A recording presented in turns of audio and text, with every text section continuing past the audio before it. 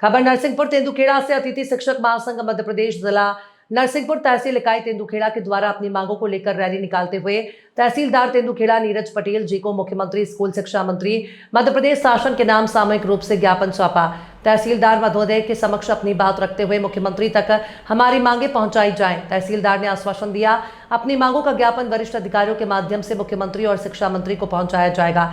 मांगों में मुख्य बिंदु रहे नियमित शिक्षकों की भांति अतिथि शिक्षकों का भी जुलाई अगस्त माह 2025 का मानदेय दिया जाए। अतिथि शिक्षक ई अटेंडेंस उपस्थित रहे और फिर भी अनेक तकनीक विसंगतियां समस्याओं के कारण भौतिक उपस्थिति पत्रक के अनुसार मानदेय को काटा जा रहा है, जो गलत है। उच्च शिक्षा विभाग और पंचायत विभाग के जैसे ELCL मेडिकल मातृत्व पितृत्व और 15 दिन का विशेष अवकाश प्रदान किया जाए। शिक्षक महापंचायत 2 सितंबर 2023 की घोषणा के अनुसार अन्य राज्यों जैसे छत्तीसगढ़ की तर्ज पर 62 वर्ष 12 महीने सेवा का अवसर देकर अतिथि शिक्षक का भविष्य सुरक्षित किया जाए।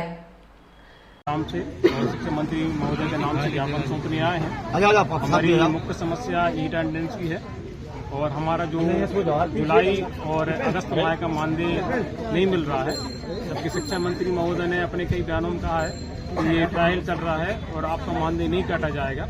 तो हम लोग ये चाहते हैं कि हमारा जो जुलाई माह का मानदेय है, अगस्त माह का मानदेय है, जैसे परमानेंट शिक्षक को दिया गया है उसी पैटर्न में अतिथि शिक्षकों को दिया जाए। साथ साथ में जो भी हमारी ई अटेंडेंस की विसंगतियां चल रही हैं, कहीं नेटवर्क नहीं है, कुछ नहीं है या ऐप काम नहीं कर रहा है, तो उस कारण जो एब्सेंट डली है उसको ठीक करके हमारा ऑफलाइन मार्ड में जिस प्रकार से भी है वो पूरा हमारा मानदेय मिलना चाहिए। और यदि ऐप काम नहीं कर रहा, कोई तकनीकी समस्या आ गई तो हमारा उस दिन का मानदेय रोका ना जाए। और साथ में हमारी सनातन मांग भी है कि जो हमारा 12 माह 62 साल का जो हम मांग कर रहे हैं सरकार वो पूरा करे। और उसके साथ में हमारी छुट्टियां नहीं दी जाती, सबको छुट्टियां आप दे रहे हैं, बिना छुट्टी कैसे काम होगा। तो हमारे लिए आप कम से कम 3 छुट्टियां 13 छुट्टियां मेडिकल मातृ अवकाश पितृ अवकाश और रोजगार सहायकों जैसा हमारे लिए 15 दिन का विशेष अवकाश जैसा सरकार हमको देने का करे और पूरी सहायता सोचे, क्योंकि हम लोग बड़ी मेहनत से ईमानदारी से काम करते हैं, लेकिन सबसे अधिक प्रताड़ित हम ही लोग भी हो रहे हैं। आज हमारी पूरी तेंदुखेड़ा क्षेत्र की अतिथि शिक्षक आए हैं, हमारे भाई लोग आए हैं और हमारे जो लाडले शिक्षा मंत्री महोदय हैं उनसे निवेदन कर रहे हैं कि हम आपके ज़िले के हैं, सबसे ज़्यादा हम आपके पास मांगने आएंगे।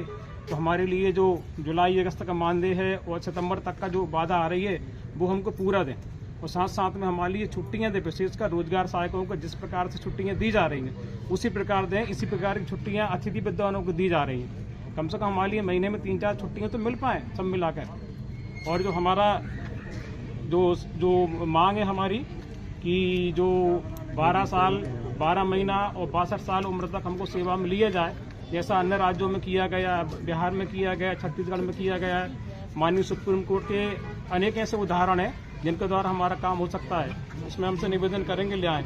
और उसके बाद में एक निवेदन और है, जो हमारे शिक्षक फालन आउट हो गए हैं तो उनके लिए कोई नीति नहीं बनी है। तो जैसे उच्च शिक्षा विभाग में बिहार सरकार में फालन आउट के लिए नीति बनवाई गई है, उसी प्रकार से मध्य प्रदेश के जो अतिथि शिक्षक हैं उनके लिए जो फालन आउट हो गए हैं 10-12 साल अतिथि शिक्षक, आज उनको रोजगार नहीं मिल रहा, बहुत परेशान हो रहा है, कहाँ जाए समय में रोजगार तलाश करने के लिए। तो उनके लिए फालन आउट अतिथि शिक्षक को भी एक नीति बनाकर बाहर लें। जो नया पंजीयन आप बार करते हो उससे तो हमारी आपकी भी समस्या बढ़ती है और हम लोग भी बाहर हो जाते हैं, तो हम किस प्रकार से करें। अभी तहसीलदार साहब को आपने ज्ञापन दिया, क्या आश्वासन दिया तहसीलदार साहब? तहसीलदार साहब ने यह बोला है कि जो उनकी समस्या है सक्षम अधिकारी के पास पहुंचाएंगे और मैं ये पूरी जो हमारी मांग है, हमारा पूरा शिक्षक कैडर खड़ा है, अतिथि शिक्षक कैडर खड़ा है माननीय शिक्षा मंत्री से और मुख्यमंत्री महोदय से कि आप कर्मचारी हितैषी हैं, आप हमारी मांग पूरी करें। तत्कालिक समस्या हमारी कि आपने हमारा जुलाई और अगस्त का मानदेय रुक रहा है उसको पूरा करें, यहाँ तक कि सितंबर महीना की जो अड़चनें आ रही हैं अटेंडेंस की उसको दूर कर सितंबर महीना का भी हमको मानदेय दें और हमारे लिए छुट्टियों की घोषणा करें। छुट्टियों के बिना हम लोग बहुत अधिक प्रताड़ित हो रहे हैं, क्योंकि सबके लिए छुट्टियां हैं, काम हम लोग ज़्यादा करते हैं, हम आवश्यक कार्य जाएगा तो हम कहाँ करने जाएंगे। आपका परिचय? मैं प्रांत स्तर कार्यकर्ता और जिला अध्यक्ष श्री कुमार सोनी SK सोनी। सामूहिक रूप से जो ज्ञापन दिया है, क्या उद्देश्य था, किस विषय को लेकर के ज्ञापन दिया गया आज? मध्य प्रदेश में अतिथि शिक्षक संघ की नीति लगभग 16 वर्षों से कार्यरत है। बार बार कम वेतन पर अतिथि शिक्षक लंबे वर्ष से कार्यरत हैं। अभी 2 वर्ष पहले पूर्व मुख्यमंत्री माननीय शिवराज सिंह चौहान जी ने अतिथि शिक्षकों के लिए कुछ घोषणाएं की थी, महापंचायत हुई थी, इसका ही पालन वर्तमान सरकार द्वारा नहीं किया जा रहा।